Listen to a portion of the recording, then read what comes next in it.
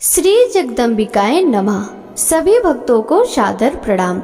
भक्तों, आज रसपान कीजिए श्रीमद् देवी भागवत महापुराण के प्रथम स्कंद के अंतर्गत अध्याय 6 और अध्याय 7 की कथा का।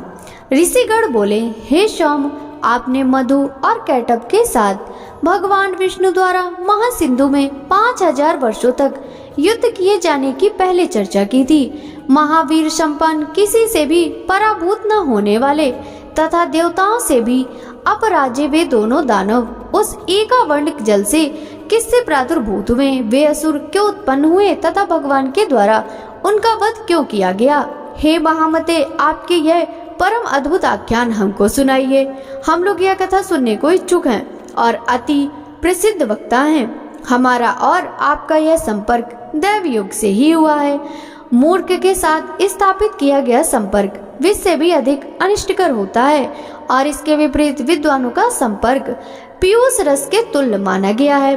पशु भी जीवन यापन करते हैं, वे भी आहार ग्रहण करते हैं, मल मूत्र आदि विसर्जन करते हैं और विषयासक्त होकर इंद्रिय जन सुख की अनुभूति करते हैं, किंतु उनमें अच्छे बुरे का लेस मात्र भी ज्ञान नहीं होता तथा वे मोक्ष की प्राप्ति कराने वाले विवेक से भी रहित हैं। इतने उत्तम बातों को सुनने में जो लोग श्रद्धा भाव नहीं रखते, उन्हें पशु तुल्य ही समझा चाहिए। मृग आदि बहुत से पशु श्रवण सुख का अनुभव करते हैं और कान विहीन सर्प भी ध्वनि सुनकर मुग्ध हो जाते हैं। पांचों ज्ञानेंद्रियों में श्रवणेंद्री तथा दर्शनेंद्री दोनों ही शुभ होती है, क्योंकि सुनने से वस्तु का ज्ञान प्राप्त होता है और देखने से मनोरंजन होता है।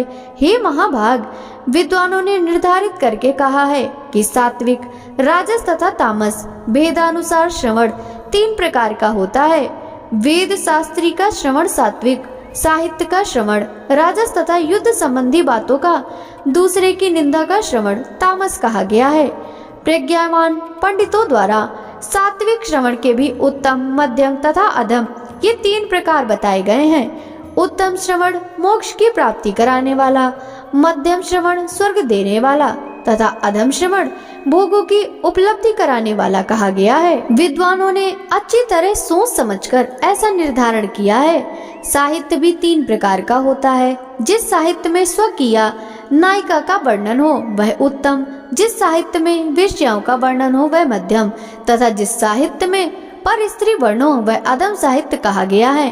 शास्त्रों के परम निष्णात विद्वानों ने तामस श्रवण के 3 भेद बतलाए हैं। किसी पापाचारी के संहार से संबंधित युद्ध वर्णन का श्रवण उत्तम, कौरव पांडवों की तरह द्वेष के कारण शत्रुता में युद्ध वर्णन का श्रवण मध्यम तथा अकारण विवाद एवं कलह से हुए युद्ध के वर्णन का श्रवण अधम कहा गया है। हे महामते, इनमें पुराणों के श्रवण की ही प्रधानता मानी गई है, क्योंकि इनके श्रवण से बुद्धि का विकास होता है, पुण्य प्राप्त होता है और समस्त पाप नष्ट हो जाते हैं। इतएव हे महामते, पूर्व काल में द्वैपायन महर्षि व्यास ने सुनी हुई समस्त कामनाओं को सिद्ध करने वाली परम पवित्र पौराणिक कथा कहिए।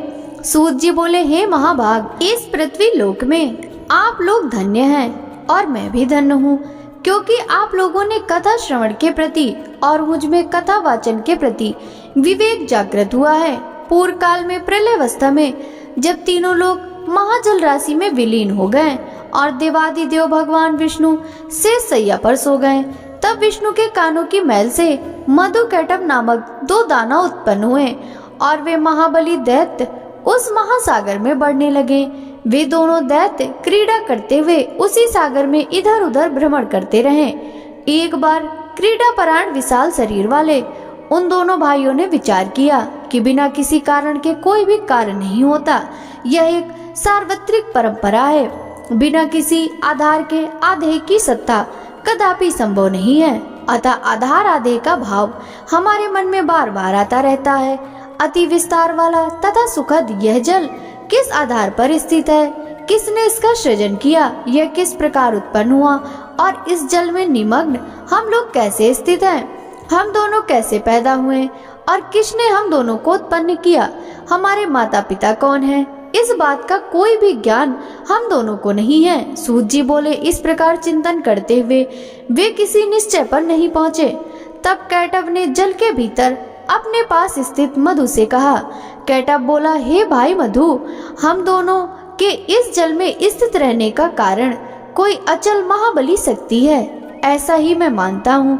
उसी से समुद्र का संपूर्ण जल व्याप्त है और उसी शक्ति के आधार पर यह जल टिका हुआ है तथा वे ही परात्परा देवी हम दोनों की भी स्थिति का कारण है। इस प्रकार विविध चिंतन करते हुए वे दोनों दानव जब सचेत हुए तब उन्हें आकाश में अत्यंत मनोहारी वाग्भी स्वरूप एवं वाणी सुनाई पड़ी।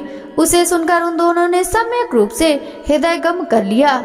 वे उसका दृढ़ अभ्यास करने लगे। तदंतर उन्हें आकाश में कांदती हुई सुंदर विद्युत दिखलाई पड़ी। तब उन्होंने सोचा कि निसंदेह यह मंत्र ही है और यह सद्गुण ध्यान ही आकाश में प्रत्यक्ष दृष्टिगत हुआ है। तदंतर वे दोनों दैत्य आहार का परित्याग कर इंद्रियों को आत्म नियंत्रित करके उसी विद्युत ज्योति में मन केंद्रित करते हुए समाधिस्थ भाव से जब ध्यान करने में लीन हो गए।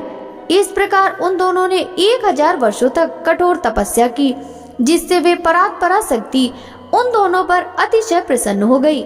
घोर तपस्या के लिए अपने निश्चय पर दृढ़ रहने वाले उन दोनों दानवों को अत्यंत परेशान देखकर उन पर कृपा के निमित्त यह आकाशवाणी हुई, हे दैत्यो, तुम दोनों की कठोर तपश्चर्या से मैं परम प्रसन्न हूँ। इत्यो तुम दोनों अपना मन वांछित वरदान मांगो, मैं अवश्य दूंगी। सूत जी बोले। तदंतर उस आकाशवाणी को सुनकर उन दानवों ने कहा, हे देवी, हमारी मृत्यु हमारी इच्छा अनुसार हो। हे श्रुव्रते, हमें आप यही वरदान दीजिए। वाणी ने कहा, हे दैत्यो, मेरी कृपा से अब तुम दोनों अपनी इच्छा से ही मृत्यु को प्राप्त होगे। दानव और दैत्यो कोई भी तुम दोनों भाइयों को पराजित नहीं कर सकेंगे, इसमें संदेह नहीं है। सूत जी बोले, भगवती से ऐसा वरदान प्राप्त कर वे दोनों दैत्य मदोन्मत्त होकर उस महासागर में जलचर जीवों के साथ क्रीड़ा तत्पर हो गए। हे विप्रो, कुछ समय व्यतीत होने पर उन दानवों ने संयोगवश जगत सृष्टा ब्रह्मा जी को कमल के आसन पर बैठे हुए देखा। उन्हें देखकर युद्ध की लालसा से वे दोनों महाबली दैत्य प्रसन्न हो उठे और ब्रह्मा जी से बोले, हे सुव्रत, आप हम लोगों के साथ युद्ध कीजिए, अन्यथा यह पद्मासन छोड़कर आप अविलंब जहाँ जाना चाहें वहाँ चले जाइए। यदि आप दुर्बल हैं तो इस शुभ आसन पर बैठने का आपका अधिकार कहाँ? कोई वीर ही इस आसन का उपभोग कर सकता है। आप कायर हैं, अतः अति शीघ्र इसे आसन को छोड़ दीजिए। उन दोनों दैत्यों की यह बात सुनकर प्रजापति ब्रह्मा चिंता में पड़ गए। तब उन दोनों बलशाली वीरों को देखकर ब्रह्मा जी चिंताकुल हो उठे और ही मन सोचने लगे कि मुझ जैसा तपस्वी इनका क्या कर सकता है। सूत जी बोले। तदंतर उन दोनों वीरों को देखकर सर्वशास्त्रवेत्ता ब्रह्मा जी साम दान भेद आदि नीतियों के माध्यम से युद्ध की समाप्ति के उपायों को सोचने लगे। इनके वास्तविक बल का मुझे कोई ज्ञान नहीं। नीति के अनुसार जिसकी बल की जानकारी न हो उसके साथ युद्ध करना कदापि उचित नहीं होता। यदि मैं इस समय इन मदोन्मत्त दुष्ट दानवों की स्तुति करता हूँ तो इससे स्वयं मेरे द्वारा अपनी निर्बलता प्रकाशित होगी। निर्बलता प्रदर्शित करने पर इनमें से कोई एक ही मेरा वध कर देगा। इनके साथ इस समय मैं ना तो दान नीति और ना तो भेद नीति को ही उपयुक्त समझ रहा हूँ। अतः इस समय उचित यही है कि मैं शेष नाग पर सोए हुए चतुर्भुज एवं पराक्रमी भगवान विष्णु को जगाऊं। वे मेरी विपत्ति अवश्य ही दूर करेंगे। मन में ऐसा सोचकर कमलनान का आश्रय लेकर पदम योनि ब्रह्मा जी मन ही मन दुखनाशक विष्णु के शरणागत हो गए। वे शुभ संबोधनों के द्वारा योग निद्रा के कारण स्पंदन रहित उन नारायण जगतपति भगवान विष्णु को जगाने के लिए उनकी स्तुति करने लगे। ब्रह्मा जी बोले, हे दीनानाथ, हे हरे, हे विष्णु, हे वामन, हे माधव, भक्तों की पीड़ा हरने वाले हे ऋषिकेश, हे सर्वव्यापिन, हे जगतपते, हे अनंत स्वरूप, हे वासुदेव, हे अंतर्यामिन, हे जगत के स्वामी, हे दुष्टों तथा शत्रु का संहार करने में एकाग्र चित्त वाले, हे चक्रधर, हे गदाधर, हे सर्वज्ञ, हे सर्वलोकेश, हे सर्वशक्ति संपन्न, हे देवेश, हे दुखनाशन, अब आप उठिए और मेरी रक्षा कीजिए। हे विशंबर, हे विशालाक्ष, हे पुण्य श्रवण कीर्तन, हे जगत सृष्टा, हे निराकार, हे सृष्टि पालन संहार के कारक, हे महाराज, ये दोनों मदोन्मत्त दानव मेरा वध करना चाहते हैं। हे सर्वाधार, मैं इस समय संकटग्रस्त हूँ, क्या आप ये नहीं जानते?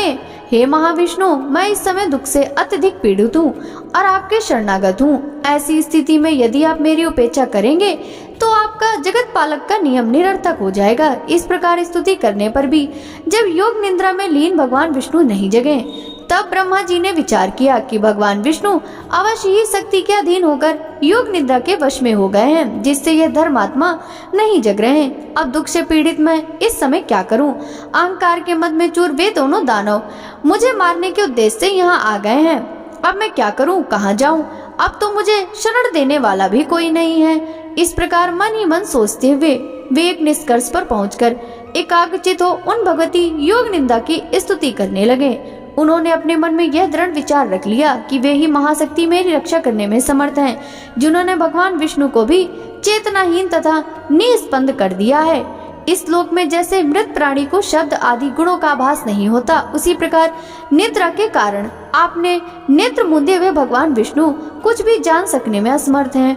मेरे द्वारा नानाविध स्तुति किए जाने पर भी भगवान विष्णु निद्रा का त्याग नहीं कर रहे हैं। इतियों मैं मानता हूँ कि निद्रा इनके अधीन नहीं है, अपितु निद्रा के द्वारा ही ये वशीभूत कर लिए गए हैं। जो प्राणी जिस किसी के वश में हो जाता है वह निश्चय ही उसी का दास बन जाता है। अतः ये योग निद्रा ही लक्ष्मीपति विष्णु की स्वामिनी हो गई है, जिस शक्ति के द्वारा सिंधु पुत्री लक्ष्मी के वश में रहने वाले भगवान विष्णु भी वशीभूत कर लिए गए हैं। उन्हीं भगवती ने निश्चित रूप से इस जगत को अपने अधीन कर रखा है। मैं ब्रह्मा, विष्णु, शंकर, सावित्री, लक्ष्मी और पार्वती हम सभी उन्हीं के अधीन हैं। इसमें कुछ भी संशय नहीं है।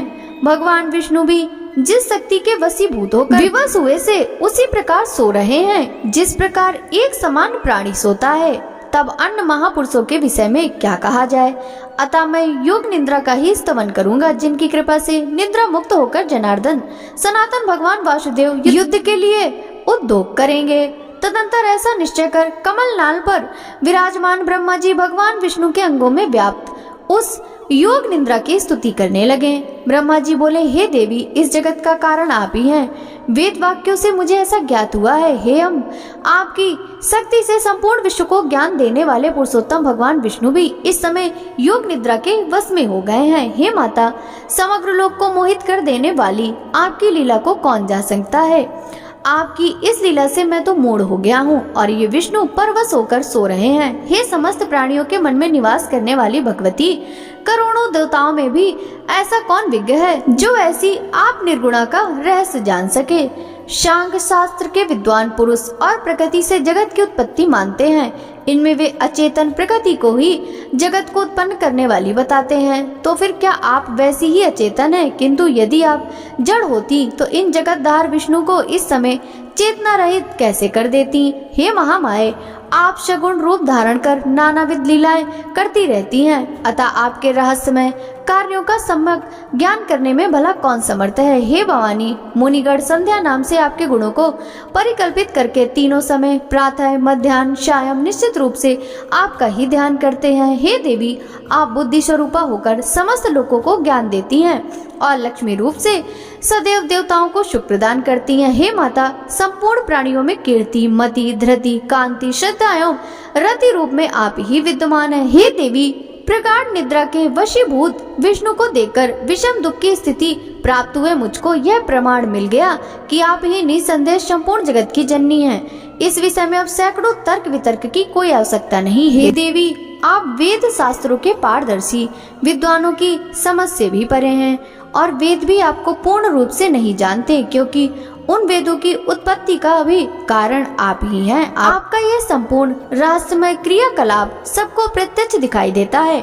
इस संसार में कौन ऐसा बुद्धिमान प्राणी है जो आपके संपूर्ण चरित्र को जानने में समर्थ है। स्वयं मैं, ब्रह्मा, विष्णु, शंकर, देवगण, अन्य मुनि वृंद तथा मेरे तत्वज्ञ पुत्र लोग भी उसे जान नहीं सकेंगे। संपूर्ण लोक में आपकी महिमा का वर्णन कोई नहीं कर सकता। हे देवी, यदि यज्ञों में वैदिक विद्वान हवन कार्य के समय आपका स्वाहा नाम का उच्चारण न करें तो देवगण अपना यज्ञ भाग नहीं प्राप्त कर सकते। इतियो आप ही देवताओं का भी भरण पोषण करती हैं। हे भगवती, आपने पहले भी समय समय पर दैत्यों द्वारा उत्पन्न किए गए भयों से हमारी रक्षा की है। उसी प्रकार इस समय भी हमारी रक्षा करें। मैं आपकी शरण में हूँ देवी। हे वरदे, मधु के साथ भयानक इस कैटअप को देखकर मैं अत्यंत भयाक्रांत हो गया हूँ। आपकी योग माया ने भगवान विष्णु के शरीर के सभी अवयवों को अपने वश में कर रखा है, अतः वे मेरी इस विषम विपत्ति को नहीं जान रहे। हे महानुभावे, या तो इस समय आप आदि देव को मुक्त कर दें अथवा इन दोनों महादैत्यों का वध कर दें। इनमें से आपको जो उचित जान पड़े वह कीजिए। हे देवी, जो मंदबुद्धि प्राणी आपकी विशिष्ट महिमा को नहीं जानते, वे ही विष्णु तथा शंकर आदि की आराधना करते हैं। हे जननी, आज प्रत्यक्ष प्रमाण के रूप में मैं आपकी महिमा देख रहा हूँ कि भगवान विष्णु भी प्रगाढ़ निद्रा के वशीभूत होकर सो रहे हैं। आपकी शक्ति के वश में पड़े अपने पति भगवान विष्णु को इस समय सिंधु सुता लक्ष्मी भी नहीं जगा सकती, क्योंकि हे भगवती, मुझे ऐसा प्रतीत होता है कि आपने ही बलपूर्वक लक्ष्मी जी को भी शयन करने के लिए विवश कर दिया, जिससे वे भी नहीं जग रही। हे देवी, इस संसार में वे ही प्राणी धन्य हैं जो आपके चरणों में भक्ति भाव रखते हैं, अन्य देवताओं की उपासना त्याग कर आपके ध्यान में लीन रहते हैं और आपको ही संपूर्ण कामनाएं पूर्ण करने वाली कामधेनु तथा समस्त लोक की जननी मानकर आपका भजन करते हैं। बुद्धि, कांति, यश, शुभ, वृत्ति आदि गुण इस समय भगवान विष्णु का परित्याग करके कहाँ चले गए? हे भगवती, अतिशय मान वाली आपकी ही शक्ति से ये भगवान विष्णु इस समय निद्रा के वशवर्ती हो गए हैं। अखिल प्रभावशाली आप ही जगत की एकमात्र शक्ति और आपके द्वारा रचा गया सब कुछ आपकी लीला ही है। जैसे कोई नट अपने द्वारा निर्मित नाट्य में अभिनय करता है, उसी प्रकार आप भी अपने द्वारा निर्मित मोहजाल में नानाविध लीलाएं करती रहती हैं। युग के आरंभ में आपने सर्वप्रथम विष्णु का सृजन किया, सबके पालन के लिए उन्हें निर्मल शक्ति प्रदान की और इस प्रकार समस्त जगत की रक्षा की। उन्हीं भगवान विष्णु को निद्राभिभूत कर कर आपने इस समय सुला दिया है। हे अम्बे, आपको जो उचित जान पड़ता है आप निश्चित रूप से वही किया करती हैं। हे भगवती, यदि आप मेरी सृष्टि करके मुझे नष्ट कर देने की इच्छा नहीं रखती तो अपना यह मौन त्याग कर मेरे ऊपर दया कीजिए। हे भवानी, आपने काल रूप इन दोनों दानवों को किस लिए उत्पन्न किया? कहीं आपने मेरे उपहास के लिए तो ऐसा नहीं किया। हे भवानी, अब मुझे आपके अद्भुत चरित्र का ज्ञान हो गया। समस्त जगत की रचना करके आप उसी में स्वेच्छा से विहार करती हैं और पुनः उसे अपने में जैसे समाहित कर लेती हैं, उसी प्रकार मुझे नष्ट कर देना चाहती हैं, तो इसमें कोई विचित्र बात नहीं है। हे माता, यदि आप यही चाहती हैं तो मेरा वध कर दीजिए। हे जगदम्बे, मुझे मरण जनित दुख की लेस मात्र भी चिंता नहीं है। हाँ, आपको यह महान कलंक अवश्य लगेगा कि आपने जिस सर्वप्रथम सृष्टिकर्ता बनाया उसे दैत्य ने मार डाला। हे देवी, अब आप उठिए और अपना अद्भुत रूप धारण कीजिए। हे बाल लीला कारिणी, आप अपने इच्छा अनुसार चाहे मुझे मार दें अथवा इन दोनों दैत्यों को मार दें, या तो भगवान विष्णु को जगा दें जिससे वे इन दोनों का वध कर दें। यह सारा काम करने में आप ही समर्थ हैं।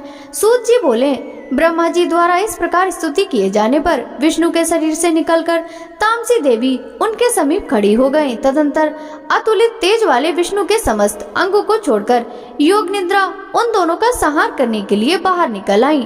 योग माया के प्रभाव से मुक्त हुए वे जनार्दन जब चेतना युक्त शरीर वाले हुए तब उन विष्णु को देखकर ब्रह्मा जी को परम प्रसन्नता हुई। ऋषिगण बोले, हे महाभाग, हमें इस कथानक में महान अद्भुत संशय है। हे महामते, वेदों, शास्त्रों, पुराणों तथा बुद्धिमान लोगों की सदा से यह अवधारणा रही है कि ब्रह्मा, विष्णु तथा शंभु ये तीनों देवता सनातन हैं और इस ब्रह्मांड में इनसे बढ़कर अन्य कोई नहीं है। ब्रह्मा जगत का सृजन करते हैं, विष्णु पालन करते हैं और शंकर प्रलय काल में संहार करते हैं। ये तीनों ही इसमें कारण हैं। ब्रह्मा, विष्णु और महेश ये तीनों देवता एक ही मूर्ति के तीन स्वरूप हैं। ये लोग क्रमशः रज, सत्व और तम गुणों से युक्त होकर अपना अपना कार्य करते हैं। उन तीनों में माधव, पुरुषोत्तम आदि देव जगन्नाथ श्री हरि श्रेष्ठ हैं और वे सभी कार्य संपादित करने में समर्थ हैं। अनुपम तेज वाले विष्णु से बढ़कर सर्व समर्थ अन्य कोई भी नहीं है। उन जगतपति विष्णु को योग माया ने विवश करके भला कैसे सुला दिया? उस समय उन विष्णु की चेतना कहाँ चली गई? उनके जीवन की चेष्टा कहाँ लुप्त हो गई? हे महाभाग, यह महान संदेह उपस्थित है। आप इस विषय में यथोचित बताने की कृपा करें।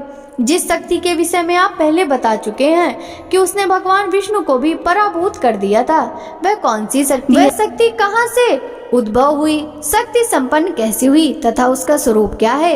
हे सुव्रत, यह सब हमें स्पष्ट रूप से बतलाइए। जो विष्णु रूप हैं वे तो सबके ईश्वर वासुदेव, जगत के गुरु, परमात्मा, परम आनंद स्वरूप तथा सच्चिदानंद की साक्षात मूर्ति हैं। सब कुछ करने में समर्थ, सबका पालन करने वाले, सभी चराचर का सृजन करने वाले, रजोगुण से रहित, सर्वव्यापी और पवित्र हैं। वे परात्पर विष्णु निद्रा की परतंत्रा में कैसे आबद्ध हो गए? हे परंतपः, हमें इस प्रकार आश्चर्यजनक संदेह है। हे सूत, हे व्यास शिष्य, हे महामते, आप अपने ज्ञान रूपी खड़ग से हमारे इस संदेह को नष्ट कर दीजिए।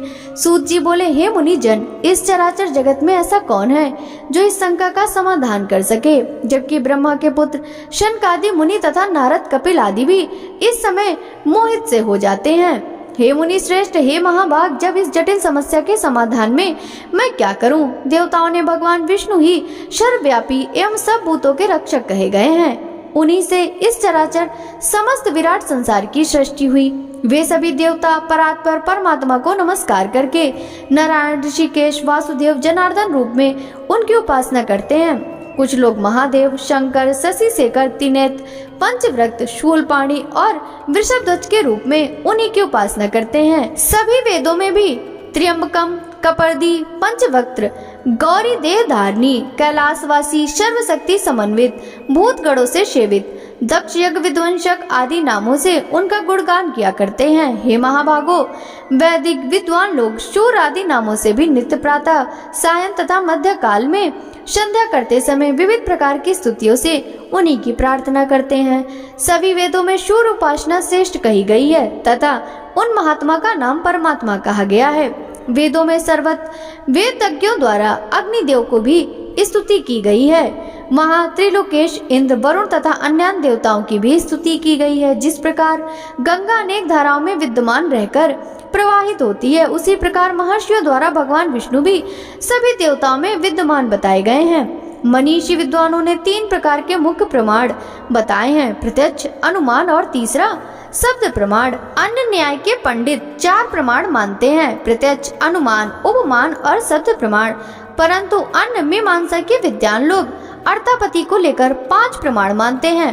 पौराणिक विद्वान 7 प्रमाण बताते हैं। इन प्रमाणों में भी जो दुर्यज्ञ है वह है परम ब्रह्म। इसलिए इस विषय में बुद्धि, शास्त्र एवं निश्चयात्मक युक्ति से बार बार विचार करके अनुमान करना चाहिए। साथ ही सन्मार्ग का अनुसरण करने वाले दृष्टांत द्वारा इस प्रत्यक्ष विज्ञान का चिंतन बुद्धिमान मनुष्य को सर्वदा करते रहना चाहिए। प्रायः सभी पुराण तथा विद्वान ऐसा कहते हैं कि ब्रह्मा में सृष्टि करने की शक्ति, विष्णु में पालन करने की शक्ति, शिव में संहार करने की शक्ति, शूर में प्रकाश करने की शक्ति तथा शेष और कश्यप में पृथ्वी को धारण करने की शक्ति स्वभावतः विद्यमान रहती है। इस प्रकार एकमात्र वे आद्य शक्ति ही स्वरूप भेद से सभी में व्याप्त रहती है। वे ही अग्नि में दाहकत्व शक्ति तथा वायु में संचार शक्ति है।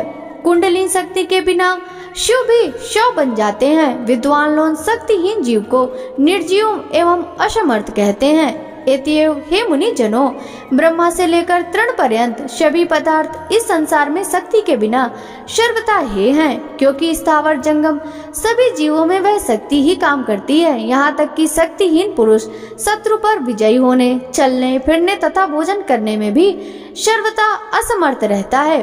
वह सर्वत्र व्याप्त रहने वाली आदि शक्ति ही ब्रह्म कहलाती है। बुद्धिमान मनुष्य को चाहिए कि वह अनेक प्रकार के यत्नों द्वारा सम्यक रूप से उसकी उपासना करे तथा उसका चिंतन करे।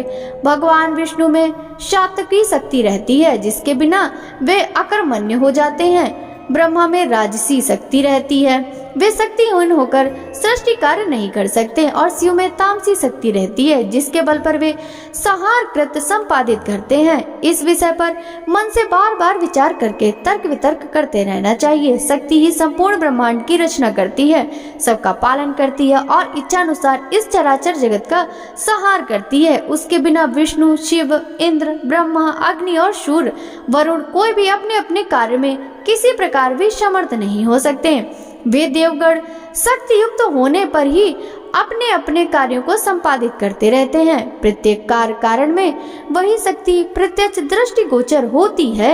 मनीषी पुरुषों ने शक्ति को सगुणा और निर्गुणा भेद से दो प्रकार का बताया है। सगुणा शक्ति की उपासना आसक्त जनों और निर्गुणा शक्ति की उपासना अनासक्त जनों को करनी चाहिए। धर्म, अर्थ, काम और मोक्ष, इन चारों पदार्थों की स्वामिनी वे ही निर्विकार शक्ति है। विधिवत पूजा करने से वे सब प्रकार के मनोरथ पूर्ण करती है। सदा माया से घिरे हुए अज्ञानी लोग उस महाशक्ति को जान नहीं पाते। यहाँ तक कि कुछ विद्वान पुरुष उन्हें जानते हुए भी दूसरों को भ्रम में डालते हैं। कुछ मंदबुद्धि पंडित अपने उदर की पूर्ति के लिए कली से प्रेरित होकर अनेक प्रकार के पाखंड करते हैं। हे महाभागो, इस कली में बहुत प्रकार के अवैधिक तथा भेद मूलक धर्म उत्पन्न होते हैं, दूसरे युगों में नहीं होते। स्वयं भगवान विष्णु भी अनेक वर्षों तक कठोर तप करते हैं और ब्रह्मा तथा शिव जी भी ऐसा ही करते हैं। ये तीनों देवता निश्चित ही किसी का ध्यान करते हुए कठिन तपस्या करते हैं। इसी प्रकार अपनी इच्छाओं की पूर्ति के लिए ब्रह्मा, विष्णु, महेश, ये तीनों ही देवता अनेक प्रकार के यज्ञ सदा करते हैं। वे उन पराशक्ति ब्रह्म नाम वाली परमात्मिका देवी को नित्य एवं सनातन मानकर सर्वदा मन से उन्हीं का ध्यान करते हैं। हे मुनि श्रेष्ठ, सब शास्त्रों का यही निश्चय जानना चाहिए कि दृढ़ निश्चय विद्वानों के द्वारा वे आदि शक्ति ही सदा सेवनीय है। यह गुप्त रहस्य मैंने कृष्ण द्वैपायन से सुना है, जिसे उन्होंने नारद जी से, नारद जी ने अपने पिता ब्रह्मा जी और ब्रह्मा जी ने भी भगवान विष्णु के मुख से सुना था। इसलिए विद्वान पुरुषों को चाहिए कि वे न तो किसी अन्य की बातें सुने और न माने तथा दृढ़ प्रतिज्ञ होकर सर्वदा शक्ति की ही उपासना करें। शक्तिहीन असमर्थ पुरुष का व्यवहार तो प्रत्यक्ष ही देखा जाता है कि वह कुछ कर नहीं पाता। इसलिए सर्वव्यापिनी आदि शक्ति जगत जननी भगवती को ही जानने का प्रयत्न करना चाहिए। सूत जी बोले, हे मुनि जनों, जब जगत गुरु भगवान विष्णु के शरीर से निद्रा देवी निकली, उस समय उनके नेत्र, मुख, नासिका, भुजा, हृदय तथा वक्षा स्थल से निकलकर विश्रेष्ठ तामसी शक्ति आकाश में स्थित हो गई। तब भगवान विष्णु भी बार बार जमुहाई लेते हुए उठ खड़े हुए। तब वहां भगवान विष्णु ने भय से कांपते हुए ब्रह्मा को देखा और उन महातेजस्वी विष्णु ने मेघ के समान गंभीर वाणी में कहा, बोलिए माँ भगवती की जय। भक्तों, आगे की कथा का रसपान हम कल के अध्याय में करेंगे। श्रीमद् देवी भागवत महापुराण की यह कथा यदि आपको अच्छी लगी हो तो वीडियो को लाइक कर ज्यादा से ज्यादा भक्तों के साथ शेयर कीजिएगा। साथ ही वीडियो के कमेंट बॉक्स में जय माता दी अवश्य लिखिएगा, जिससे माँ भगवती की कृपा दृष्टि सदा सर्वदा आप सभी पर इसी प्रकार बनी रहे। आपसे मिलते हैं श्रीमद् देवी भागवत महापुराण के अगले अध्याय की कथा के साथ। तब तक सभी भक्तों को हरे कृष्णा, राधे राधे, जय माता दी।